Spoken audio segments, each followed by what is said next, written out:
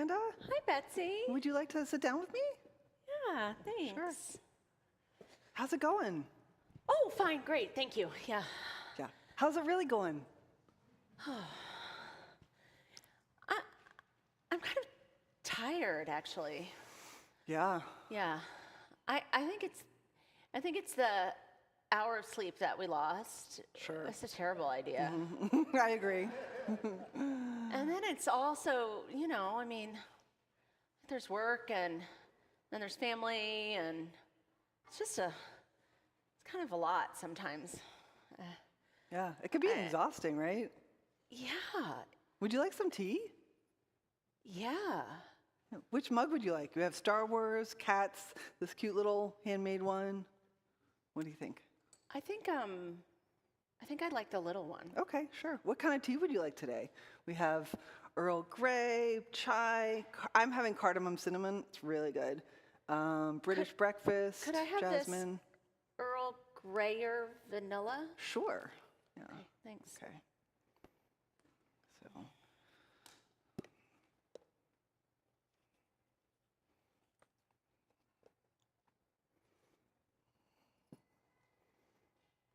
How was your drive in this morning? It was okay. It's pretty quick, Sunday morning, really early. Oh, I can see the steam. Mm-hmm. Here you go. Oh, thanks. And would you like sugar? Yeah. Oh, sorry, almost forgot. How much? Is this Like good? that, yeah, Okay, yeah. perfect. mhm. So, okay, great. Thank you. Here's a spoon. Oh, thanks. And when you're done with the tea bag, you can just put it on that little bird tray. Oh, well, thanks, And if you'd Betsy. like milk, I think you're non-dairy, right? Yeah, I'm allergic. Yeah, okay, well, I think I have oat milk there, so if you want some oat Oh, milk. that's so nice, Betsy, yeah, thanks. Sure. So, and I have some Girl Scout cookies that I bought from Marcella. Oh, thanks so- for supporting her Sure. business. Yeah. Yeah, the drive was pretty fast, and it was really sunny when I started. And then as I drove in, I could see these clouds come in just like across the sky, sort of. And then now I see it's blue skies again. So It's kind of a relief, isn't know. it, to have the sun out and the sky blue again? yeah, it's been so rainy. I think that's part of Yeah. why I feel tired. Absolutely. It's easy for us to forget, like, how much effect the environment has on our bodies and our spirits, Yeah. It smells really good. Good, I hope you enjoy it.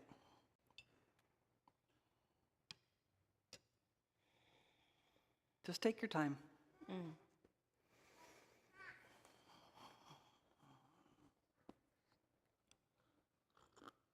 Oh, it's so good. Good. Thanks, Betsy. You're welcome. My friend Rachel is here. Oh, Could she have some Rachel, tea too? Yeah, come over. Sure, we have plenty. Come here, Rachel.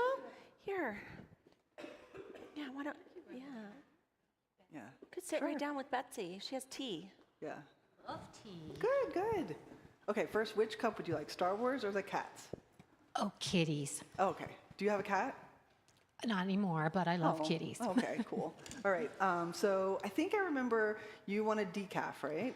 I would like decaf. Okay. Yeah, I'm naturally caffeinated. So. I understand. Okay. So I have this really nice one that's organic, get protected, be well tea. Does that sound Ooh, good? I like the sounds of Okay, that. Thank you, excellent. Betsy. Sure. Wow. Where's the little opening? So while you're doing that, I'll just do my little thing. My name is Rachel Burnett, and I'm a newish member of your board of trustees. And I just wanted to welcome you here today. We're really glad you're here, whether this is your first time or you've been coming here for many years. We're really, really glad that you're here.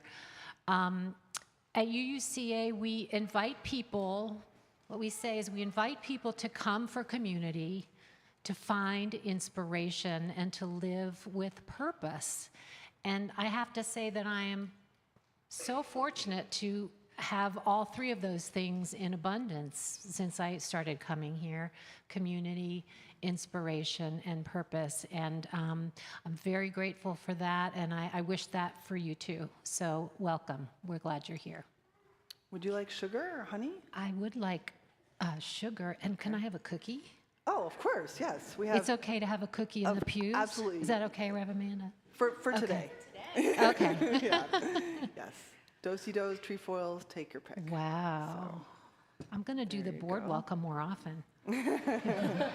Thank you. So thanks, Rachel.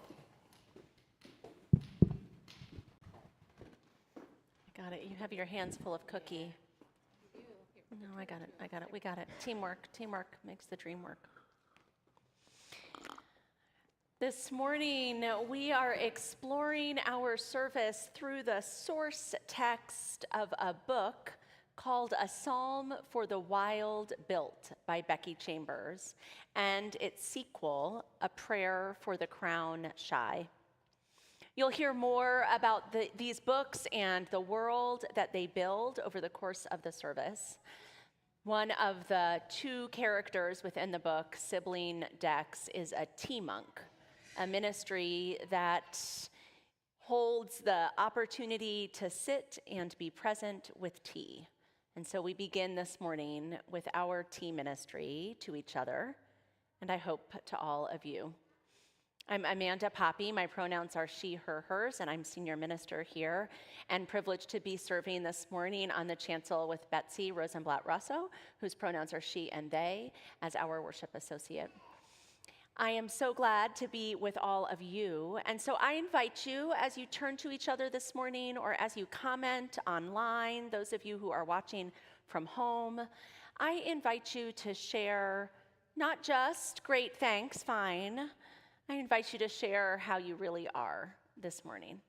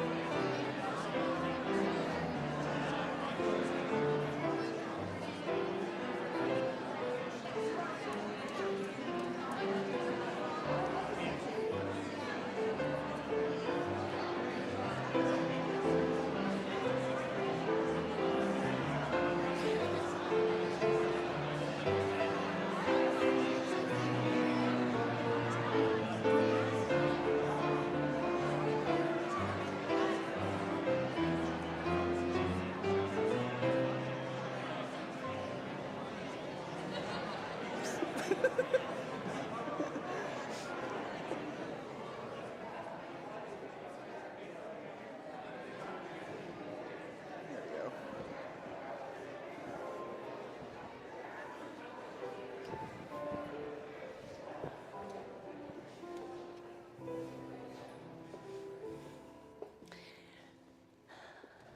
Friends, I invite you in our slightly unusual order and chancel service to begin with song this morning.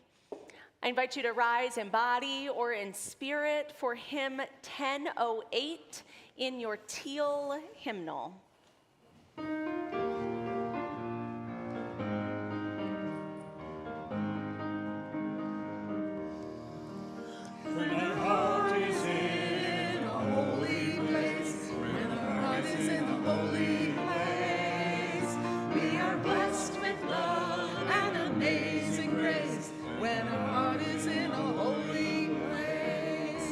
When we trust the wisdom of each of us, every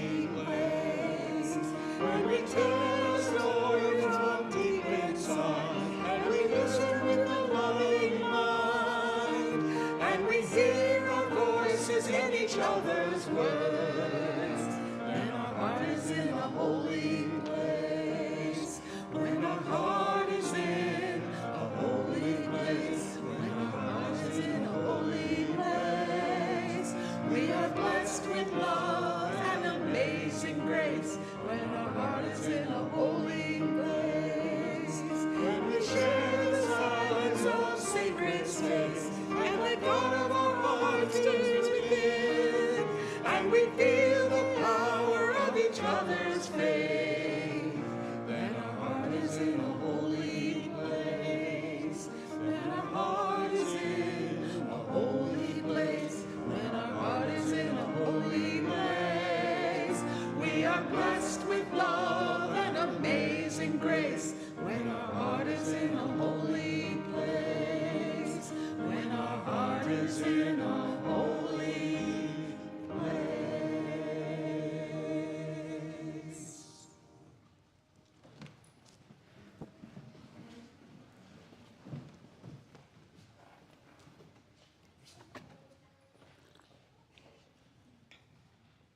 We welcome those of us who come in with tea ready to pour for others. We welcome those of us whose cups are completely empty, who may be parched and have forgotten what it even feels like to drink. Those of us who managed to spill our entire cup of tea on the sidewalk when we left the house this morning. We welcome those whose tea has grown cold and who just need a refill. At one moment, we may be host, at the next moment, the guest. All of us are warmly, generously, and equally welcomed here. All of us are necessary. As we gather together, we invite you to replenish your cup. Fill it with comfort, fill it with compassion, fill it with community.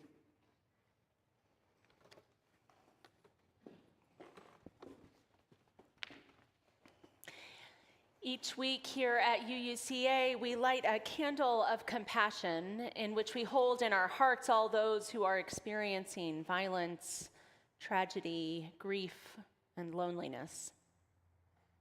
This week, as we enter into the world imagined by the books we share, we invite our imagination of a world free from violence and tragedy. A world where people light candles of love and solidarity. A world where people move and live with freedom and peace.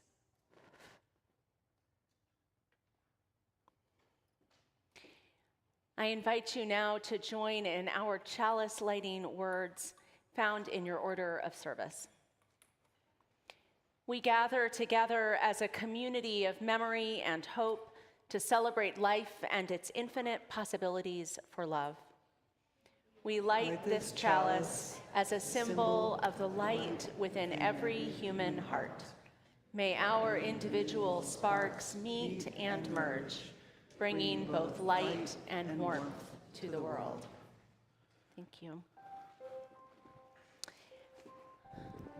I wonder if there are some younger folks who might like to join me on the chancel. Hi, come on up, everybody.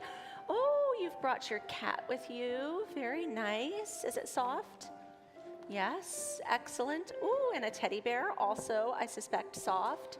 Oh, my goodness. And what do you think? Is it dragon? Is it soft? But kind of cool to feel. Is it, can I hold it, Teague? He was stealing your tea. Oh, he was going to steal my tea? Well, I don't blame him. It really smells very good. Would you like to smell it? Yeah. What do you think? Would you like to smell it? It smells pretty good. It smells like vanilla. Do any of you, would you like to smell, Billy? Do any of you have tea at home sometimes? Do you? What kind of tea do you have at home? Green tea? Oh, very nice. Anyone else? Do you have tea at home sometimes? No? What do you like to drink? If you were going to sit with someone and talk with them and just have a special drink, what would it be? Yes? Water. Very nice. So good for us. Lemonade. I love that. Hello, Myrtil. The teddy bear would have this tea right now, it sounds like.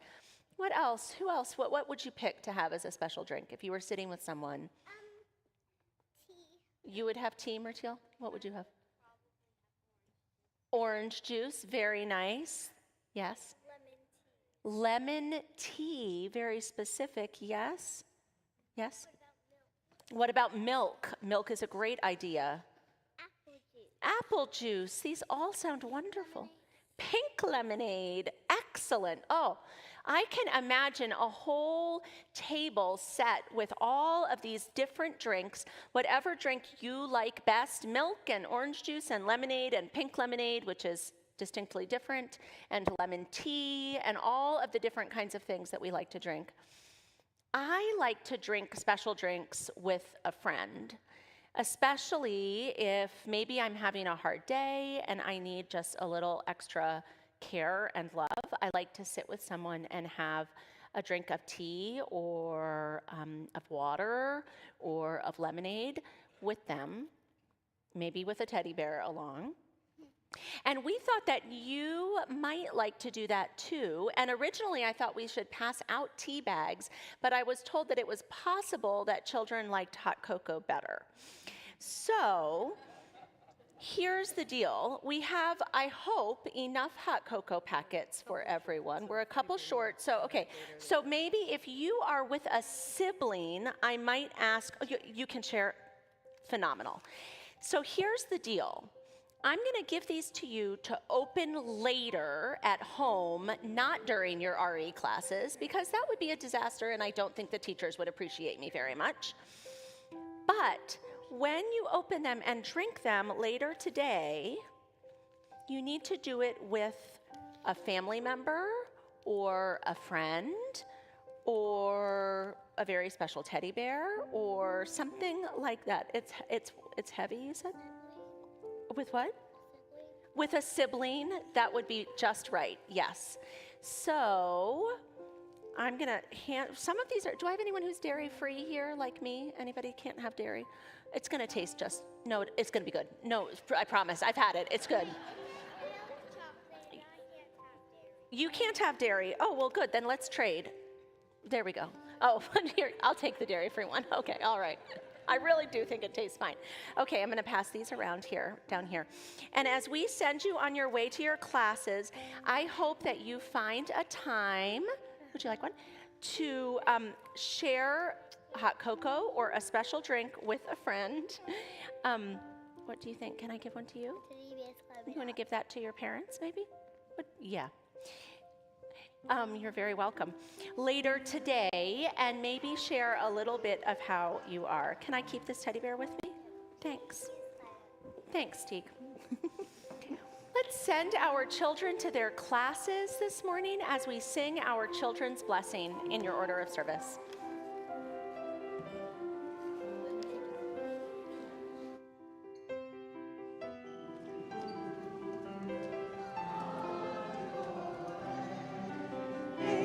May you grow in love each day, meeting new friends and opening your mind to the wonders of the world you will find, to the wonders of the world you will find.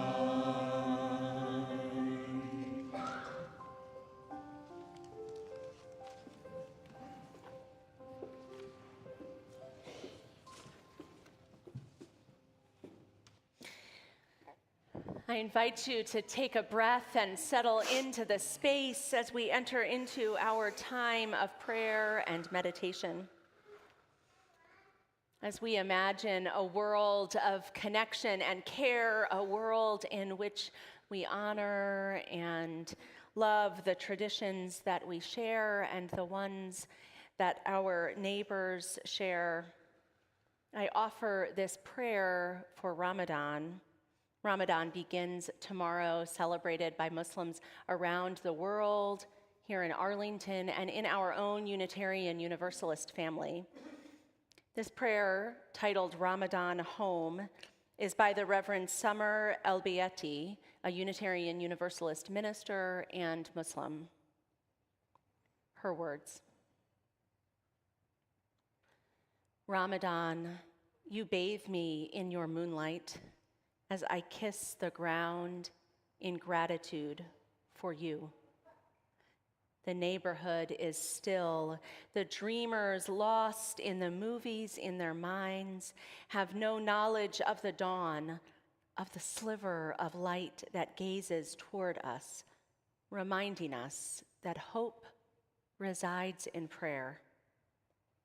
My lips drip with the watermelon juices, reddish pink like blood, but sweet like life.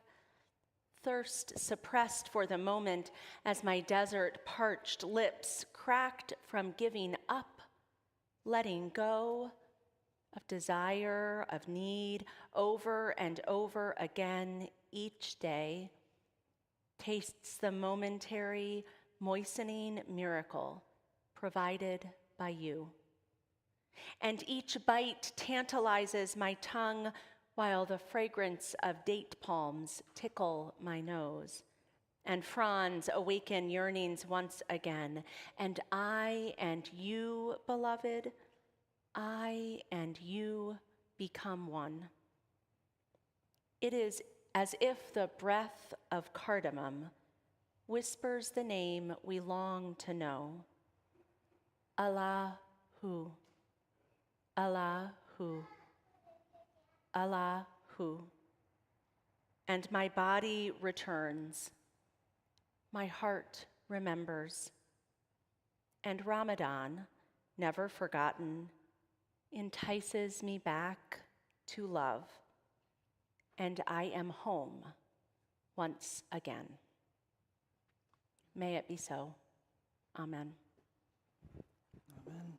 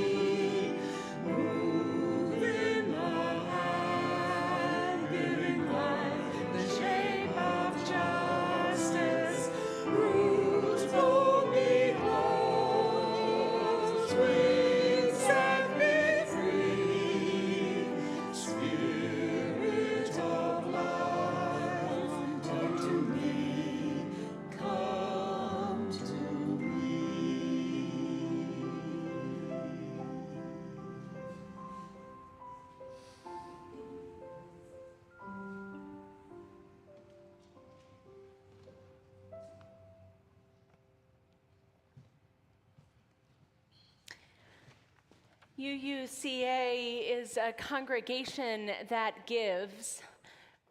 We share most of 70% of our collection each month throughout the year. And then in March, as we engage in our own annual giving campaign, we have the opportunity to talk about what it means to sustain this community, this congregation. I'd like to invite Laura Cummings to come forward, part of our annual giving team this year, to talk a little bit about the campaign, and then we'll hear from Tommy Lowe, and finally from Matt Little in a parade of amazing people. Good morning, everyone. I'm Laura Cummings, one of the pledge chairs of the annual giving campaign. So I hope you all are aware that we kicked off our campaign earlier this month, and the theme this year is the how and the why that we give. So the how is the logistical part. It's the, how do we move that money? And we have lots of great options to do that, including the easy peasy, set it and forget it monthly setup. And I'll be in the fellowship hall following this service to talk about the how with you if you have any questions or want to get your pledge in. The why is the more interesting part. Why do we give to UCA and this beloved community? And we are also taking time to write that on some leaves, some construction paper leaves, so that we can make a tree of the why that we give and share that with each other. And we're also sharing during our services. So I'm going to hand it over to Tommy to share his why.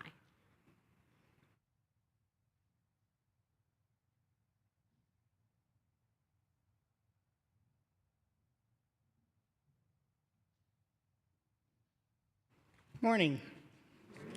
My name is Tommy Lowe, he, him. Today is a very beautiful day outside, but sometimes life throws us a big bump in the road, and sometimes life casts a long, dark shadow. The possibilities and stories of a beautiful, better world can help us get through times like that. Worlds filled with beauty, love, and great people. Where can we find these beautiful worlds?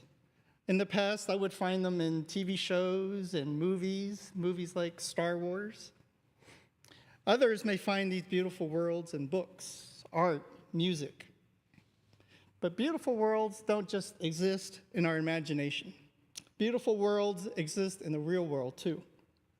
And I believe that UUCA is one such beautiful world. We have beauty in our sanctuary. I know you guys are all looking out the windows like I do. We have beautiful music, and we have tea and teddy bears. We have love. We have love among us and between us. Whether it's the first time we've met or the 100th time we met, our sanctuary is filled with love. We have great people who support each other and who support the greater community outside of these walls.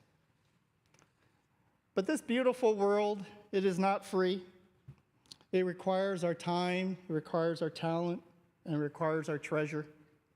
Look no further than the little food pantry out front. The food pantry requires time. It requires volunteers who donate their time to monitor the food pantry and to stock the shelves. It requires talent, like the talent of Tom O'Reilly, who built that beautiful food pantry. And of course, it requires treasure, our money, which is used to buy foods that stock the shelves of our food pantry. But why does this matter? Does it matter that we create and sustain this beautiful world of UUCA? Does it matter that we donate money to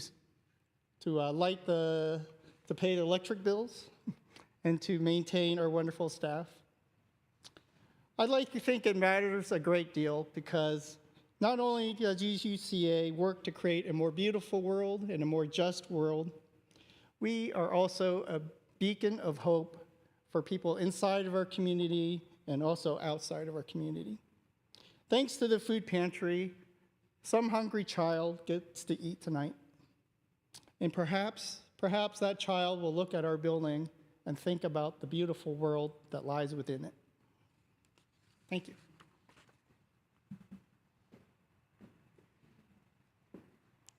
As Matt comes up, in addition to our whys, our earnest reasons for giving, we have to, because we are UUCA, have a little fun as well. And so Matt is in charge of our promotional materials for this annual giving campaign. And I get to thank Laura for that, so thank you, Laura, in front of all these wonderful people. Good morning, I'm Matt Little, and as I explained last week, we're looking for ways to grease the skids, as they say, on our donations and our pledging. So, as you remember, each week, those that pledge will be entered into a raffle for one gift.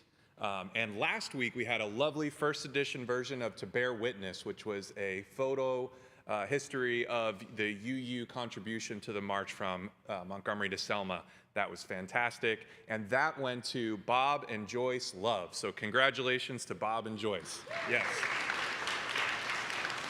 So this week I'm back with a new gift to hopefully incentivize you to get your pledges in. This week we have an amazing original vintage Unitarian Universalist license plate cover. Yes. Yes, this is a die-cast, heavy, original item. Heavy means quality and good. And this would look fantastic on your Prius or your Subaru or your cargo bike.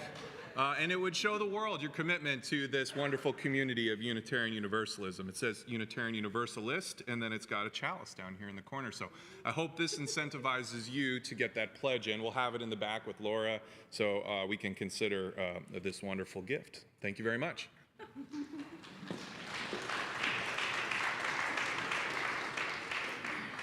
I invite now our ushers to come forward for the collection as we receive gifts of music from the ringers and the singers this morning.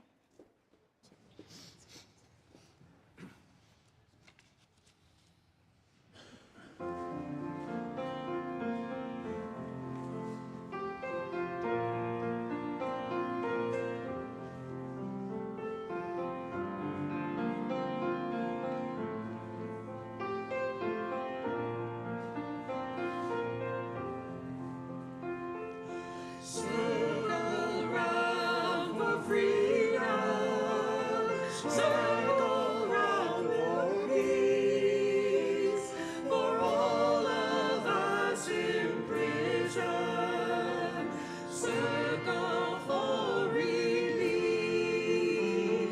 circle for the planet, circle for each soul, for the children of our children, keep the circle whole.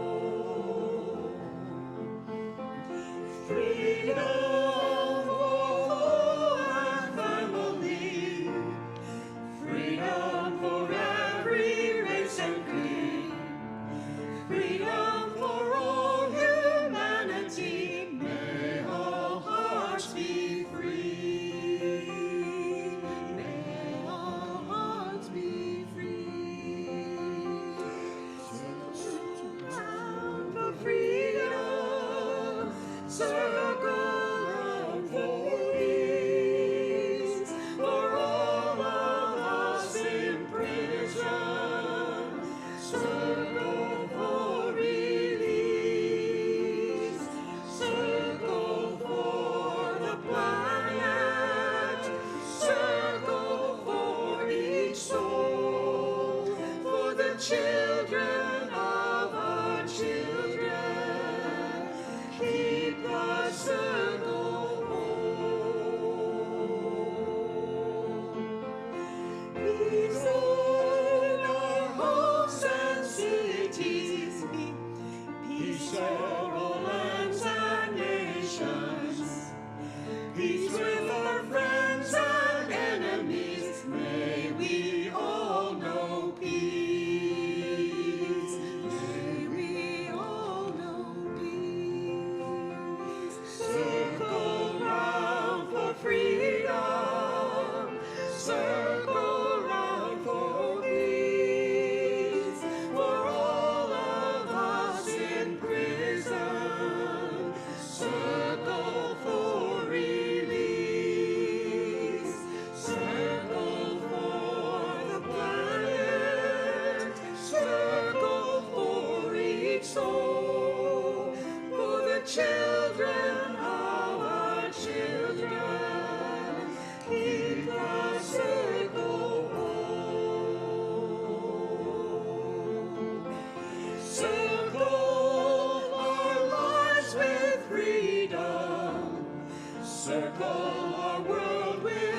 blessed peace.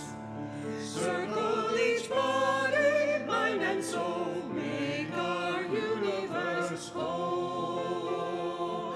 Make our universe whole. Circle round for freedom, circle round for peace, for all of us imprisoned. Circle for release, circle for the planet, circle for each soul, for the children of our children. Keep the circle whole. Keep the circle whole. Keep the circle whole. Keep the circle whole. Keep the circle whole. Keep the circle whole. Keep the circle whole.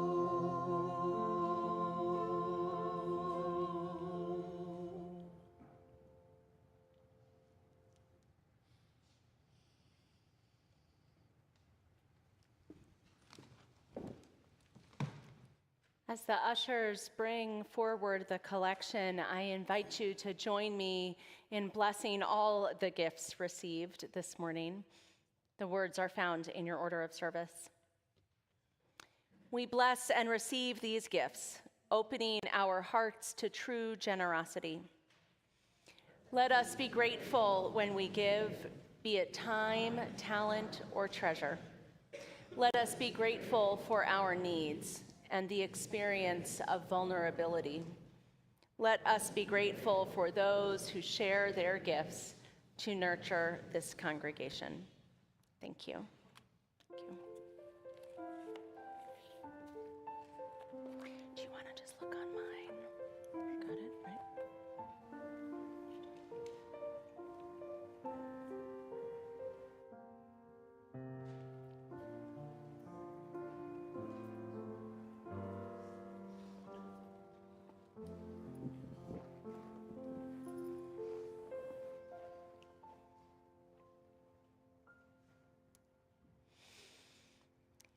Our reading this morning comes from the poet Aurora Levins Morales.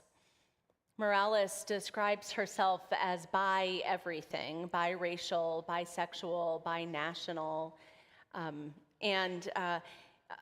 yes, right, I think I got all three of those. Bi-religious? Bi-religious, thanks so much, bi-religious. I knew there was another one. I had the great privilege to get to speak with and learn from Morales in her home place in Puerto Rico a couple of weeks ago, and to hear her share this poem in her own words. This piece is titled Wahafteh. Betsy and I will share them in our voices. And as I warned Betsy at the 9:15, I am likely to choke up at some point during this because it is hard for me to read poetry of better worlds without holding emotion in the back of my throat. Reverend Amanda, remember last week how you told us it was okay to cry in I church? do remember that. So I it's- did preach yeah, that sermon. Yeah, so it's cool. Okay, Yeah, thanks, it's cool. Betsy. Wahafteh. Say these words when you lie down and when you rise up, when you go out and when you return, in times of mourning and in times of joy. Inscribe them on your doorposts, embroider them on your garments, tattoo them on your shoulders, teach them to your children, your neighbors, your enemies. Recite them in your sleep. Here in the cruel shadow of empire, another world is possible. Thus spoke the prophet Roque Dalton. Altogether they have more death than we, but altogether we have more life than they. There is more bloody death in their hands than we could ever wield unless we lay down our souls to become them, and then we will lose everything. So instead, imagine winning. This is your sacred task. This is your power. Imagine every detail of winning, the exact smell of summer streets in which no one has been shot, the muscles you have never unclenched from worry, gone soft as newborn skin, the sparkling taste of food when we know that no one on earth is hungry, that the beggars are fed, that the old man under the bridge and the woman wrapping herself in thin sheets in the back of her car, and the children who suck on stones, nest under a flock of roofs that keep multiplying their shelter. Lean with all your being towards that day when the poor of the world shake down a rain of good fortune out of the heavy clouds and justice rolls down like waters. Defend the world in which we win as if it were your child. It is your child. Defend it as if it were your lover. It is your lover. when you inhale and when you exhale, breathe the possibility of another world into the 37.2 trillion cells of your body until it shines with hope. Then imagine more. Imagine rape is unimaginable. Imagine war is a scarcely credible rumor. That the crimes of our age, the grotesque inhumanities of greed, the sheer and astounding shamelessness of it, the vast fortunes made by stealing lives, the horrible normalcy it came to have, is unimaginable to our heirs, the generations of the free. Don't waver. Don't let despair sink its sharp teeth into the throat with which you sing. Escalate your dreams. Make them burn so fiercely that you can follow them down any dark alleyway of history and not lose your way. Make them burn clear as a starry drinking gourd over the grim fog of exhaustion, and keep walking. Hold hands, share water, keep imagining, so that we and the children of our children's children may live.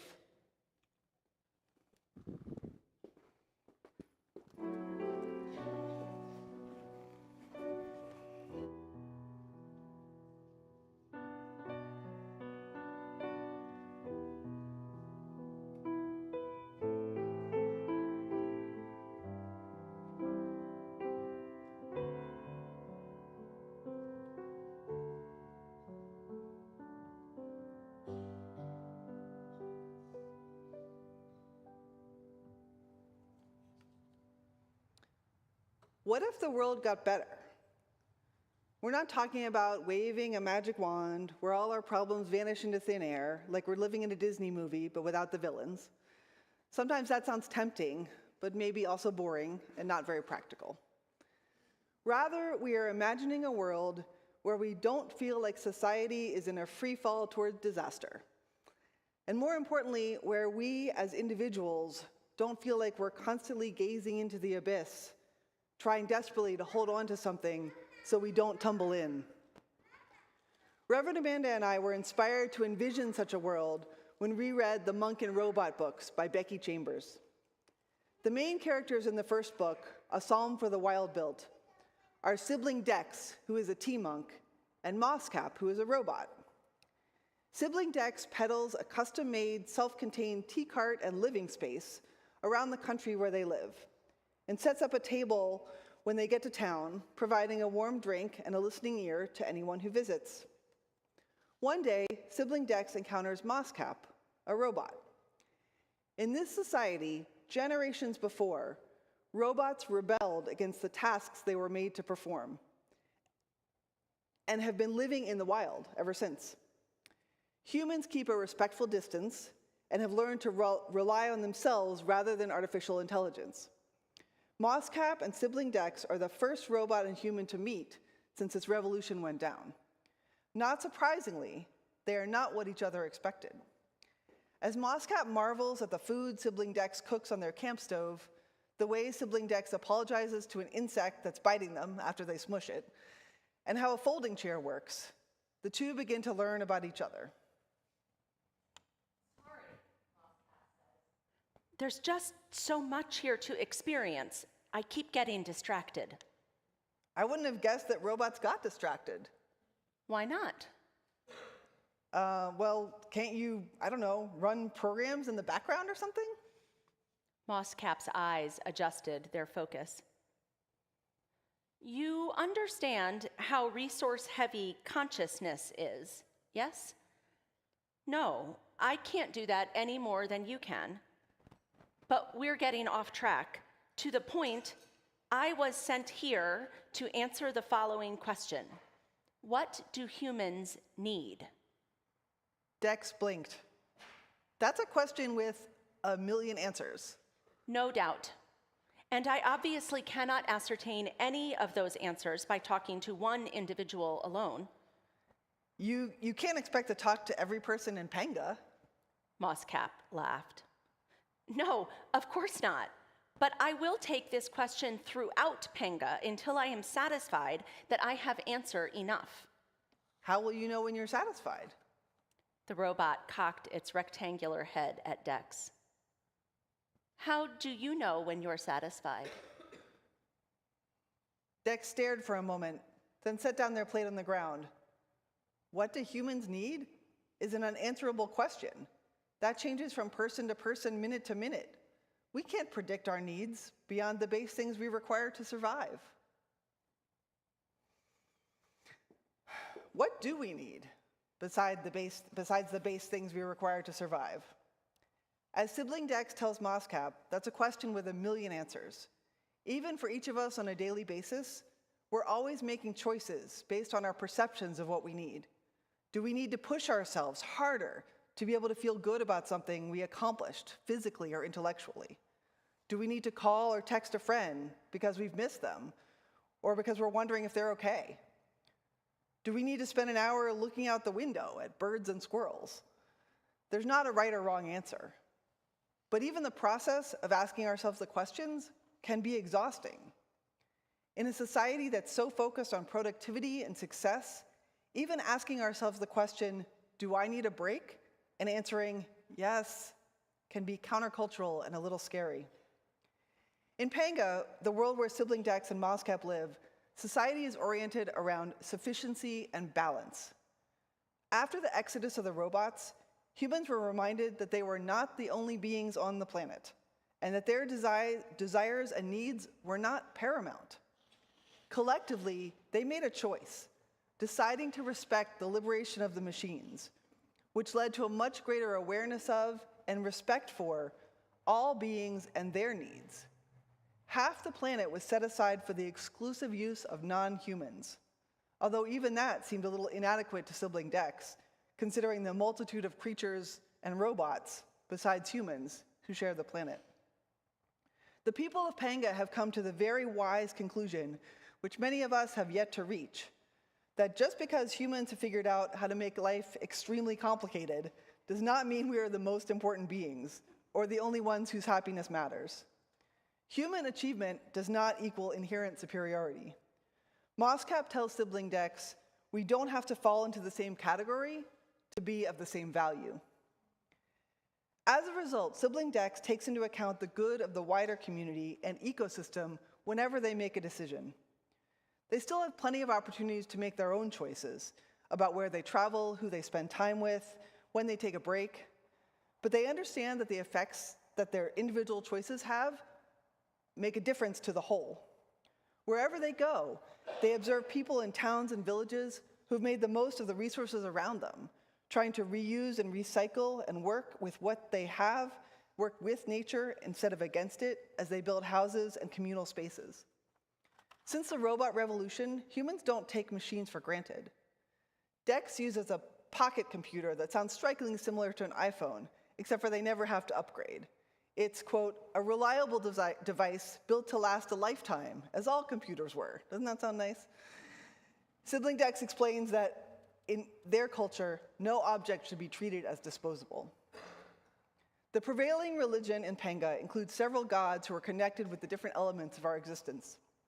Sibling Dex follows Alale, known as the god of small comforts. Dex appreciates the little things, finding wild thyme growing near their campsite to add flavor to their dinner, taking a shower at the end of a long day. They have what they need in life, and yet, like many of us, they get caught up in the question of purpose.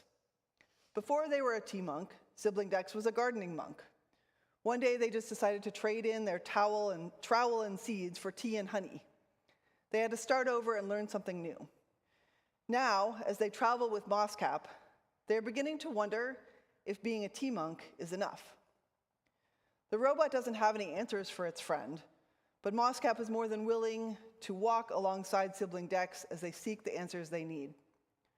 When Mosscap makes Sibling Dex the worst tasting cup of tea they've ever had because it's a robot and it learned it from a book, Dex gratefully drinks it down and asks for another cup, knowing Mosscap is creating the same space to rest that Sibling Dex has created for so many others.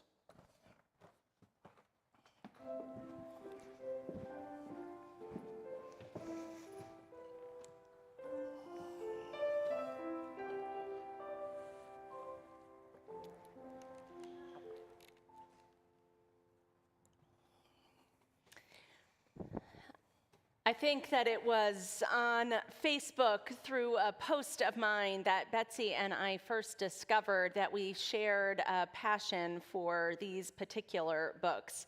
As I was writing with great joy, has anyone else read Psalm for Wild Built? I loved the story of Dex and Mosscap. Their friendship and their curiosity about each other, their gentle discovery of who each other is, and therefore their continued understanding of who they are themselves. But even more than their relationship within the book, I loved the world created in these books, the world of Penga.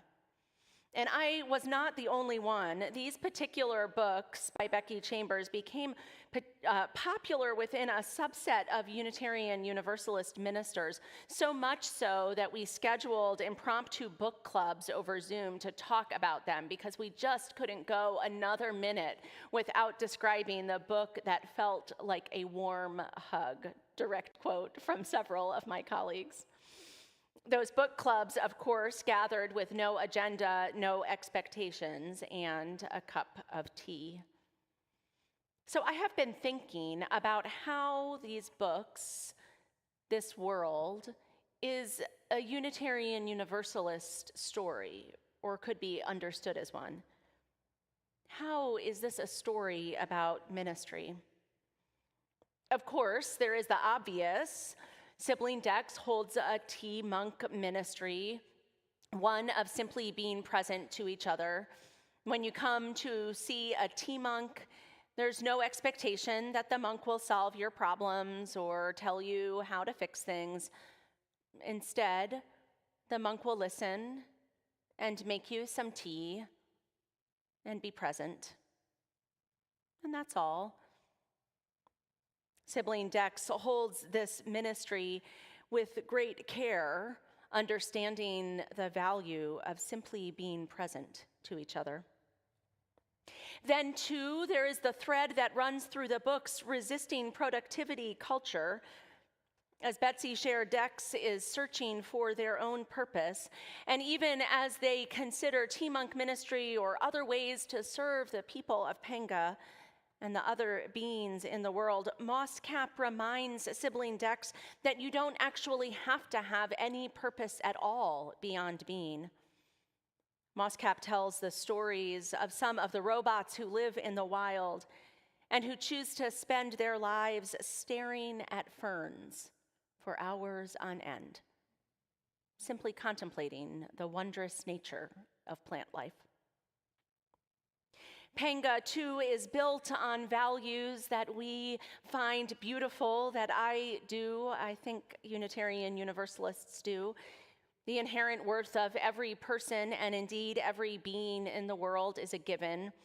There are many kinds of families and relationships created. Gender and sexuality is expansive in this world. In fact, there are no boundaries or assumptions made about how we are with each other and how we identify. Throughout the stories, engagement begins with curiosity, with asking and wondering and learning together. I read a fair amount of speculative fiction, which is fiction that imagines a world often similar to our own world, but perhaps hundreds of years later, or with 3 moons, or whatever. Frequently, those worlds are dystopias, the natural consequence of late-stage capitalism and the rise of fascism, continued forward to something that feels both unimaginably awful and eerily familiar. I will say my appetite for dystopian fiction has waned in recent years.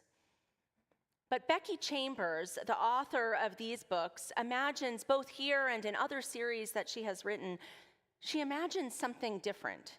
She imagines not a utopia, not a place of complete perfection. The characters still struggle with their own lives. The world requires work. There are human needs still to explore and to learn how to fulfill better. But a world that invites us to ask the question, what if, instead of getting worse, the world got better? This subgenre of speculative fiction is sometimes called hope punk. Wikipedia tells us that hope punk is conceived of as the opposite of grimdark. Works in the hope punk subgenre are about characters fighting for positive change, radical kindness, and communal responses to challenge. I find myself hungry for hope punk these days. And I think that actually it is imperative that we read these stories, that we tell them, that we engage with them. There is a quote from Ursula Le Guin, herself a great writer of new and different imagined worlds. A quote that struck me for some time. "We live in capitalism," she wrote. "Its powers seem inescapable. So did the divine right of kings. Any human power can be resisted and changed by human beings. Resistance and change often begin in art, and very often in our art, the art of words." So, what are we supposed to do? Just read hope punk books and drink tea and we'll guarantee a better world right around the corner? I will say, first of all, although obviously Betsy and I are low-key obsessed with these particular books, it's not just books that offer us glimmers into a better world. There are other kinds of creative imagination that help us to think what it might look like. Dancing and music, visual art, journaling, walking in nature, or simply imagining with a friend together. What could another world look like? How would it feel, or taste, or smell? Can we imagine if the world got better?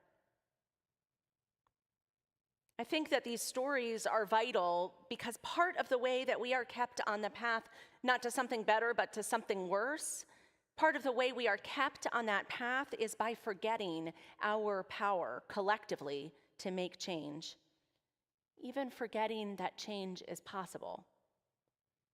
Brian Stevenson, the author of Just Mercy, says that hopelessness is the enemy of justice, and encourages us, as we do all of the other things to work for justice, to remember to hold our hope close, to find ways to nurture it so that we can act.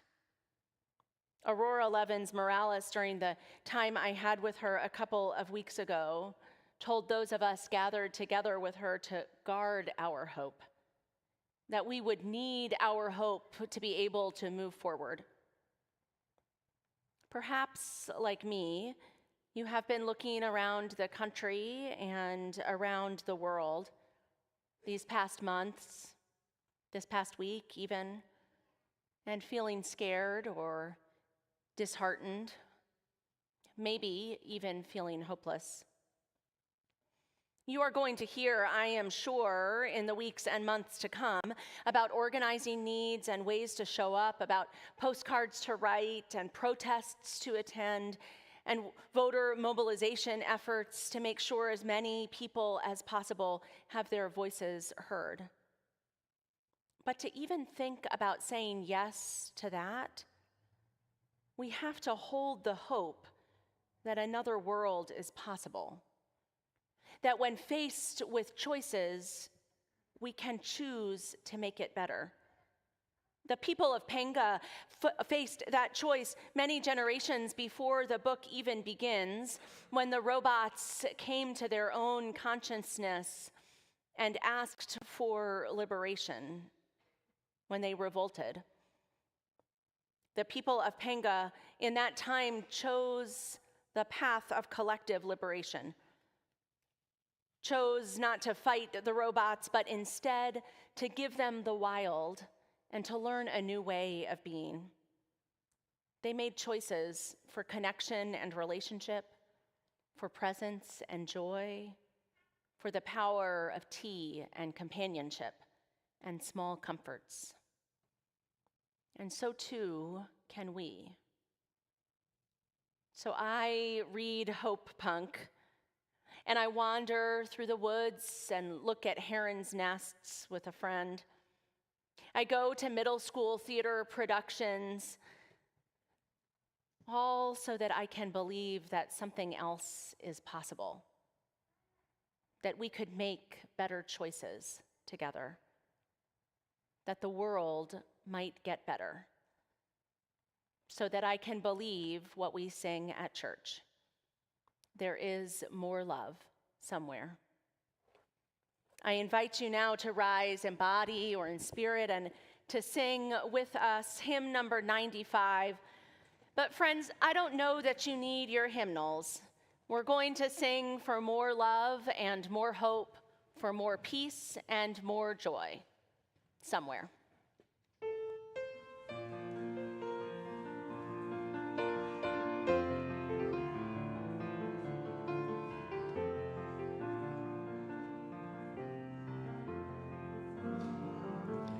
There is more love somewhere. There is more love somewhere. I'm gonna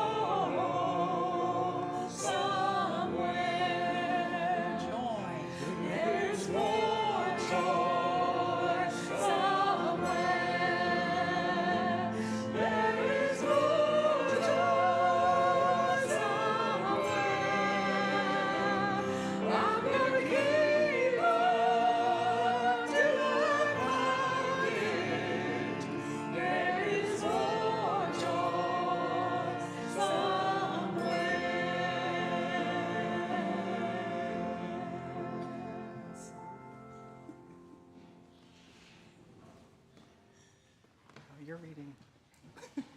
I invite you to join me in the words for our chalice extinguishing found in your order of service. We extinguish this chalice, but not the light and warmth it represents. These we carry with us, bringing our sparks of love to the world. We close this morning with questions for you. Where in your life could you be a tea monk? Where could you be more present, meet someone where they are? Where can you imagine the world getting better?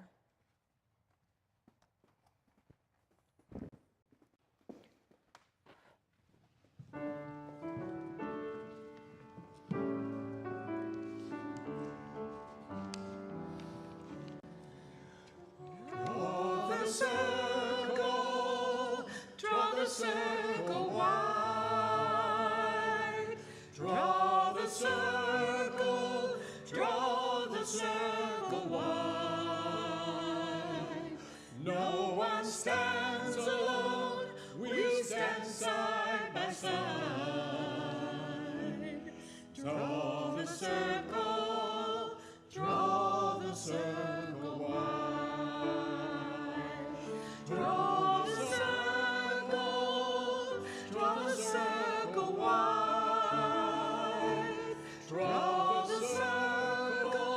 Draw the circle wide.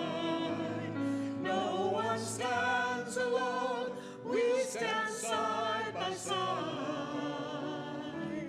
Draw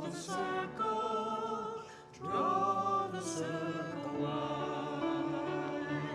Draw the circle wide. Draw it wider still. Let this be our song. No one stands alone, standing side by side.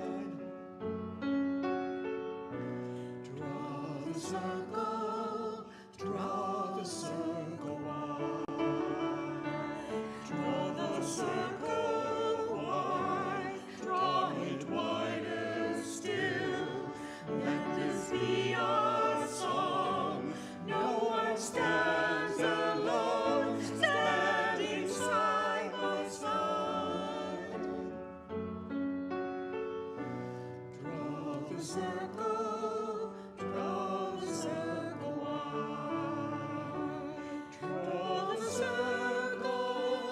the circle wide. Draw the circle wide. No one stands alone, we stand side by side. Draw the circle wide. Draw the circle wide. Draw it wider still. Let this be our song. No one stands alone, standing side by side. Draw the circle wide.